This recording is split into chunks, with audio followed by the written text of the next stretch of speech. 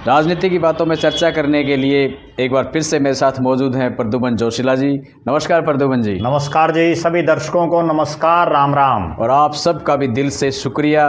दोस्तों, आप बहुत प्यार हमें देते हैं, हमारी वीडियोज़ आप देखते हैं और वीडियो को शेयर ज़रूर करते रहें। और जिन भाइयों ने चैनल सब्सक्राइब नहीं कर रखा है, सब्सक्राइब जरूर कर लें। प्रद्युमन जी, ये बात मैं ज़रूर बोलूँगा क्योंकि आप हमारे परिवार के सदस्य होने के नाते ऐसा मैं बोल पाता हूँ और आपके दम पे हम चल रहे हैं और इतना हमारा हक भी होगा। क्यों प्रद्युमन जी? बिल्कुल, मैं आपकी बात से सहमत हूँ।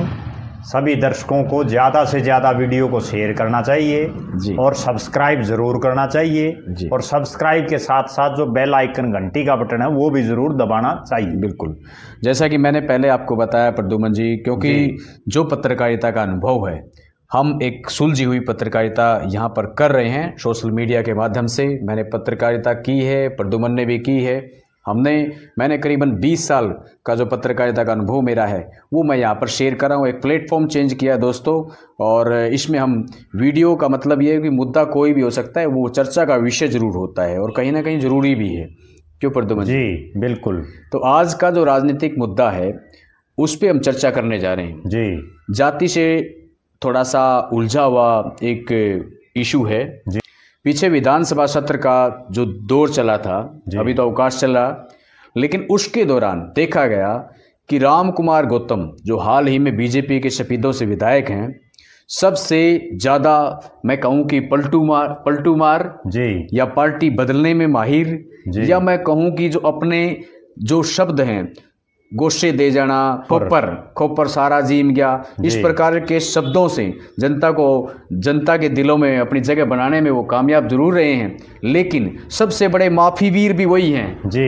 पिछले दिनों किसी भी बात पर उनका स्टैंड कायम नहीं रहता। बिल्कुल पलट जाते हैं। बिल्कुल, उम्र के साथ साथ में उम्र का तगाजा हो सकता है, लेकिन कहीं ना कहीं सबसे बड़े माफी वीर मैं कहूँगा, क्योंकि उन्होंने पिछले दिनों देखा हमने जी चौधरी भूपेंद्र सिंह हुड्डा के बारे में वो क्या कह रहे थे जी। एक मंच के माध्यम से माफी मांग रहे थे कि उससे अच्छा तो कोई व्यक्ति नहीं है। वहीं विधानसभा का जब सत्र चला तो उस दौरान उन्होंने एक तरीके से कहा कि भी सैनी साहब, हमारी जो सरकार बनी है ना उसमें सभी ने वोट दिया दिल खोल करके। फिर एक बात कही उन्होंने कि जाट तो भाई भूपेंद्र हुड्डा ने जिताने की कोशिश में थी जी। इसी दौरान देखो ये बात उन्होंने कही जी। और कुछ लोग वहां विधानसभा के अंदर बैठे थे, एमएलए बन के गए हुए ना, वो हंस रहे थे जी उस दौरान। दूसरा, यहाँ पर मैं तारीफ करना चाहूंगा हरविंदर कल्याण जी की। वो एक स्पीकर होने के नाते उन्होंने उनको 3 और 4 बार टोका है कि जाति शब्द इस्तेमाल न करें, आप एक सीनियर लीडर हैं और आपको ये बिल्कुल भी शोभा नहीं देता, और जहां जिस जगह पे आप खड़े हैं वहां पर जाति शब्द आप ना लेकर के आए बीच में। और उन्होंने इसके बाद माफी मांगनी पड़ी।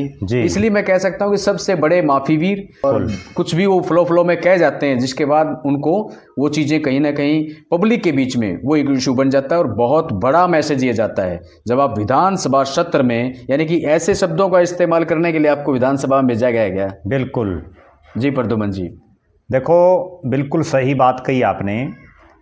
भले ही राम कुमार गौतम नारनौंद और सफीदों से विधायक रहे जी, अभी वो सफीदों से हैं, उससे पहले 2 बार नारनौंद से जीते जी, लेकिन कभी भी उन्होंने अपने पूरे राजनीतिक जीवन में बहुत से चुनाव उन्होंने हारे भी, 3 जीते, लेकिन उन्होंने कभी किसी गंभीर राजनेता की तरह काम नहीं किया। बिल्कुल, कभी भी एक ऐसा राजनेता जो अपने मुद्दों के लिए, जनता के मुद्दों के लिए, जनता की समस्याओं के समाधान के लिए काम करे, उस सत्र पर कभी राम कुमार गौतम ने उतने लेवल पर आवाज नहीं उठाई जितने लेवल पर लोगों को उनसे उम्मीदें थी। ठीक बात। वो केवल और केवल कभी जाति पाति की बातें, कभी किसी नेता को बड़ाई कर देना, कभी किसी नेता को बिल्कुल जीरो के स्तर पर ला देना, बिल्कुल कभी किसी नेता की पूरी तरह से तौहीन कर देना, केवल और केवल इस तरह का काम उन्होंने अपने राजनीतिक जीवन में किया। ठीक बात। और पूरा जो उनका राजनीतिक जीवन रहा, हम केवल अभी जो सफीदों से तो अभी जीते हैं इसकी बात नहीं कर रहे, उससे पहले भी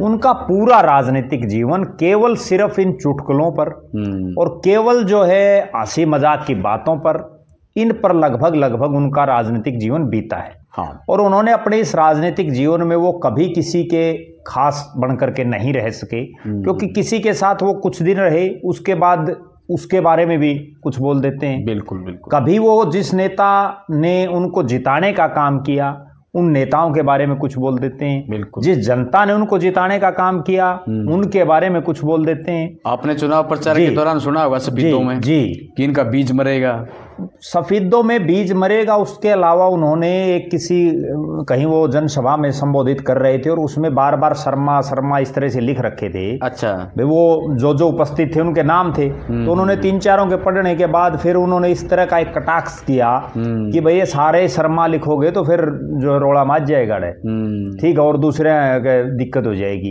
तो उनकी जो एक मानसिकता है वो बदल नहीं पा रही। और वास्तव में क्योंकि राजनीतिक आदमी एक सामाजिक आदमी पहले बनना पड़ता है राजनीति में, और उसको 36 जाति सब का जरूरत है, सब जाति धर्म सब में समावेश होना चाहिए। जी बिल्कुल। लेकिन यहाँ जिस तरह का राम कुमार गौतम जी पिछले काफी समय से कर रहे हैं वो मैं नहीं मानता कि वो सही कर रहे हैं। जहां एक तरफ वो जब नारनौंद से चुनाव जीते, पिछला चुनाव जेजेपी का, जी, तो बार बार ये बोल रहे थे कि मैं जाटों का बहुत बड़ा एहसानमंद हूं, भाई अगर ये जाट नहीं होते तो मैं चुनाव नहीं जीतता, और इन जाटों ने मुझे चुनाव जिताया।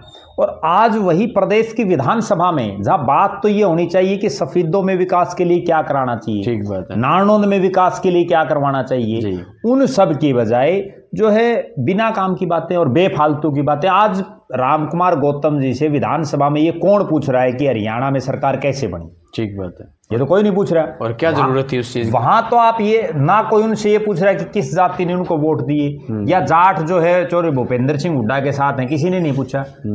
तो आप उसके बजाय आप ये कहो कि सफीदों में जरूरत क्या है। ठीक बात है, सफीदों ब्लॉक में क्या जरूरत है, पिल्लू खेड़ा के एरिया में क्या जरूरत है, जो बड़े बड़े गांव, मुआना जैसे बहुत बड़ा गांव है जींद जिले का, उन गांव में क्या जरूरत है।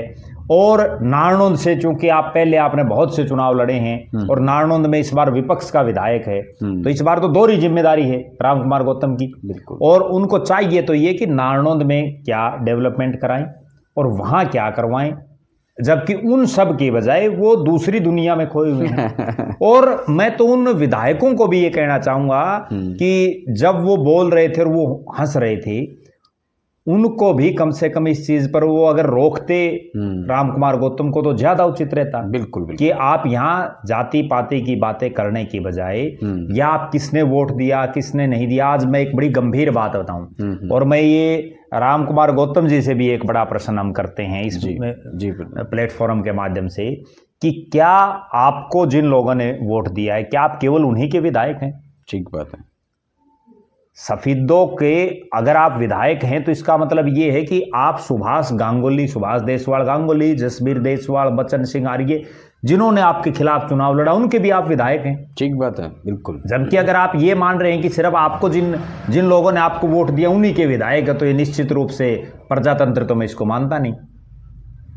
अगली जो बड़ी बात है वो ये है कि राम कुमार गौतम जी, ठीक है, उम्र का एक तकाजा है, उस पर वो कुछ भी बोल देते हैं। बाकी के विधायकों को भी ये सोचना और समझना चाहिए कि हवा आदमी कब ले लेता है और वो कब इस तरह की बातें लगातार करता है। जब लोग उनकी बातों पर हंसते हैं, जब लोग उनको रोकने वाला कोई नहीं मिलता। बिल्कुल। अब ये विधानसभा के जो स्पीकर आए हैं, हरविंदर कल्याण, तीसरी बार लगातार जीते हैं, जी, और घरोंडा से विधायक बने हैं।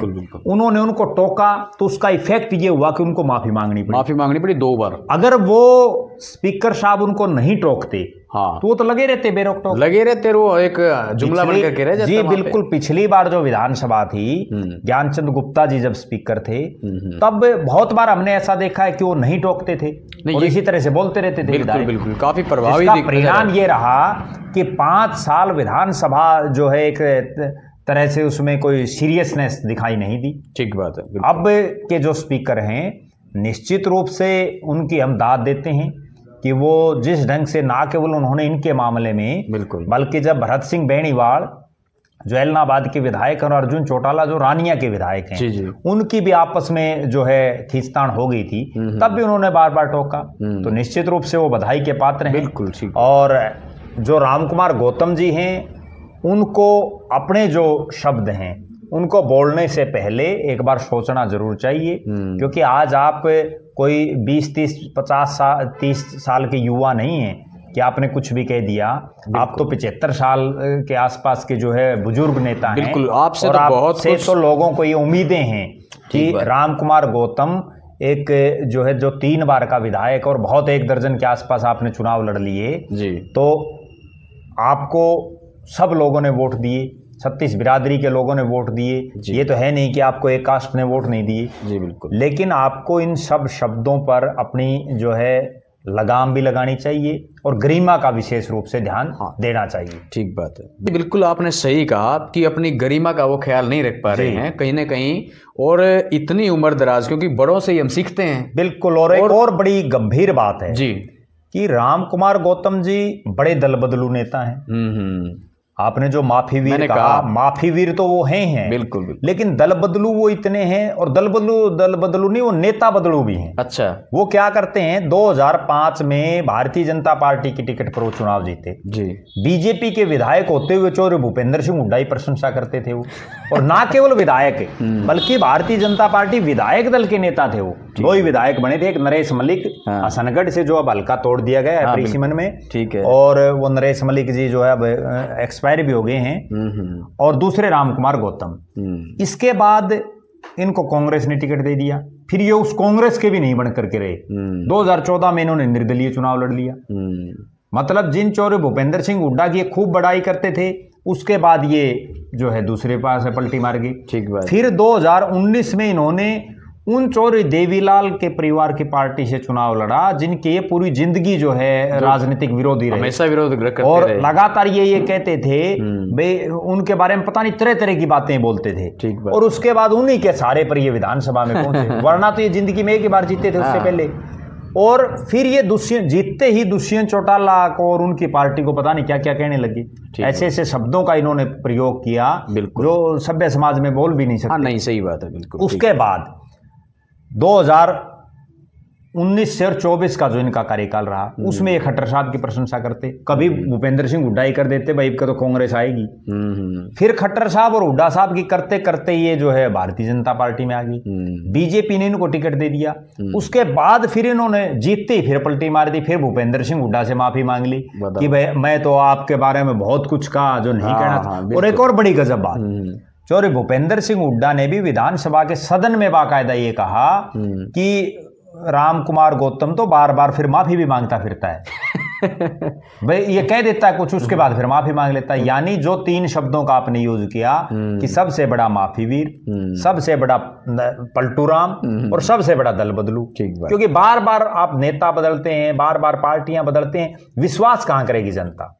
और एक और बड़ी गंभीर मैं बात बताऊं, वैसे बड़े घाघ नेताओं में हैं राम कुमार गौतम। अब ये जिस बात कर रहे हैं, इन्होंने उससे पहले तो ये बात नहीं की, अगर ये सफेदों से चुनाव लड़ रहे थे और उस टाइम पे ये कह देते चुनाव के प्रचार के दौरान कि भूपेंद्र हुड्डा बहुत बड़ी आदमी है, हाँ, तो इनको पता चल जाता परिणाम क्या रहता। बिल्कुल बिल्कुल। या ये उस टाइम पे ये कह देते भाई जाटा जी तो भूपेंद्र हुड्डे का नहीं करे है। ठीक बात है। अगर इतना भी ये कह देते तो परिणाम सबके सामने पता चल जाता। बिल्कुल। और ये तो चुनाव भी केवल इसलिए जीत गए कि 2 देशवाल खड़े थे, तो उस चक्कर में जो है सिस्टम खराब हो गया। ठीक बात है, बिल्कुल। अगली जो बात है वो ये है कि आपको विधायक बनाया है जनता ने, आप 5 साल चुटकुले सुनाने के लिए विधायक नहीं बनाया, आप 5 साल लोगों के काम कराइए। और राम कुमार गौतम जी को एक श्वेत पत्र भी जारी करना चाहिए कि 5 साल आप पहले नारनौंद से विधायक रहे, सरकार में आप साझेदार रहे, आपने नारनौंद में कितने काम कराए। 5 साल नारनौंद के विधायक रहे और जेजेपी सरकार में रही है, बिल्कुल 4.5 साल जेजेपी रही, उसके बाद ये बीजेपी के साथ आ ही गए थे। तो इन्होंने कितने काम कराए। बिल्कुल। इसके अलावा 2005 से 2010 का जो इनका कार्यकाल था, उस टाइम पे भी ये भूपेंद्र सिंह हुड्डा खूब गीत गाते थे, उस टाइम पे भी ये बताएं कि कितने काम कराए। उनको तो सिर्फ एक स्लोगन मिल रहा है, भाई मेरे ऊपर तारा इतना कर्जा है, मैं ये उतारना तो चाहता हूँ, लेकिन भाई वो बढ़नी कुर्सी नहीं मिल रही। पहले तो छोटनी मांगा करते हैं, वो बढ़नी की बात करने लगे, बताओ बढ़नी मिले तब की भी करूं। बिल्कुल। तो इस तरह से विधायक भी तो कर सकता है काम, क्यों नहीं कर सकता। आपके अलावा 89 विधायक और भी हैं, बिल्कुल, लेकिन उनमें से तो कोई चुटकुला नहीं सुनाता, वो तो अपने काम पे ध्यान देते हैं। ठीक बात है, बिल्कुल, बहुत अच्छी बात आपने कही। आप चुटकुले सुनाने के लिए नहीं गए हैं आप, बल्कि 5 साल आपको जनता ने चुन करके भेजा है, तो आप वहाँ के विकास करिए, करवाइए, वहाँ की समस्याओं को समझें। बेहतर तो यही रहता है। और एक आदर्श, एक कह सकते हैं राजनेता भी वही होता है, बिल्कुल, जो काम करता है। और आप एक उम्रदराज व्यक्ति हैं, कम से कम ये इस प्रकार के अशोभनीय जो शब्द हैं, वो चाहे किसी भी जाति को लेकर के हों, चाहे वो किसी भी किसी भी प्रकार की बातें क्यों ना हो, जो कहीं ना कहीं एक मजाक का पात्र बने, और जो लोग इन चीज़ों को देख करके सुन करके हंसते हैं, तो कहीं ना कहीं उन लोगों को भी सोचने और समझने की ज़रूरत है कि हम और हमारा समाज किस दिशा में जा रहा है, और ऐसे जो लोग हैं उनका कहीं ना कहीं इन बातों को लेकर के उनको खंडन तो करना ही करना चाहिए, बल्कि समाज के अंदर आकर के उन लोगों को थोड़ा सा अपना एक माफीनामा भी एक बड़ी गंभीर बात बताऊं मैं डांडा साहब, ये जो बातें हैं ना इस तरह की, किसी भी जाति को लेकर के कोई शब्द आपने बोल दिया, ये एक बार तो कहना बड़ा आसान है, लेकिन धीरे धीरे ये बड़ा नासुर बन जाती है। हाँ, जैसे राजकुमार सैनी का अगर हम उदाहरण दें, हाँ, राजकुमार सैनी जब बीजेपी के सांसद थे कुरुक्षेत्र से, तब भी ये छोटी छोटी बातों से चला था मामला,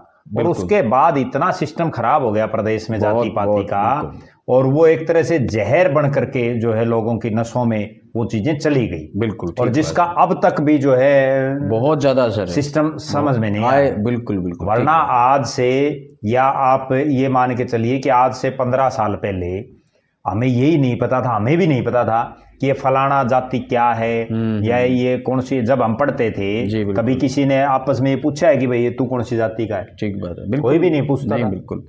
तो समाज के ताने बाने को खराब करने में सबसे जो ज्यादा योगदान है ना आज के दिन, मैं ये मानता हूँ कि इन राजनेताओं का है। बिल्कुल, चाहे वो राजनेता कोई भी हो, चाहे वो किसी भी बिरादरी का हो, उन्होंने कहीं ना कहीं हद तक कह सकते हैं कि समाज में परिवारों को बांधने का काम, जाति के नाम पर लोगों को बांटने का काम किया है, और वोट को हथियाने के चक्कर राजनेता और पार्टियां योग्यता नहीं देखती, पार्टियां ये देखती कास्ट फैक्टर, किस कास्ट के किस हल्के में वोट ज्यादा है, उनको वहां से टिकट दे देते हैं। अब जैसे राम कुमार गौतम को जब सफीदों से टिकट दिया, उसका एक बड़ा कारण यही था कि वह ब्राह्मण वोट बैंक एक मजबूत वोट बैंक है। अरविंद शर्मा ने अगर जुलाना से और यमुनानगर से एक टाइम पे चुनाव लड़ा था बीएसपी से, हर नेता अपना कास्ट फैक्टर देख करके चुनाव लड़ता है। अब बहुत से नेता ऐसे हैं जो भिवानी शहर से चुनाव लड़ना चाहते हैं, ब्राह्मण नेताओं के बाद वो इसलिए लड़ना चाहते हैं कि वहां जो है ब्राह्मणों का एक अपना वजूद है। जैसे रावदान सिंह है, रावदान सिंह प्रहलादगढ़ गांव उनका, वो प्रहलादगढ़ भिवानी में आता है, लेकिन उन्होंने महेंद्रगढ़ से क्यों चुनाव लड़ा? क्योंकि वो राव बाहुल्य विधानसभा क्षेत्र। बिल्कुल। इसी तरह से दुष्यंत चौटाला है, उन्होंने उचाना से क्यों चुनाव लड़ा? क्योंकि वो जाट बाहुल्य है। नैना चौटाला ने बारडा से क्यों चुनाव लड़ा? क्योंकि वो जाट बाहुल्य है। तो राजनीतिक आदमी भी जातीय समीकरण देख करके चुनाव लड़ रहे हैं। बिल्कुल, इसीलिए ये जो जाति पाति का सिस्टम ये और ज्यादा बढ़ता जा रहा है। बहुत अच्छी बात। तो आज की वीडियो में इतना ही, फिर मिलेंगे एक नई वीडियो में और एक नए विषय के साथ में। तब तक के लिए मैं संजय डांडा और प्रद्युमन जी आपसे लेते हैं अनुमति। सभी को राम राम।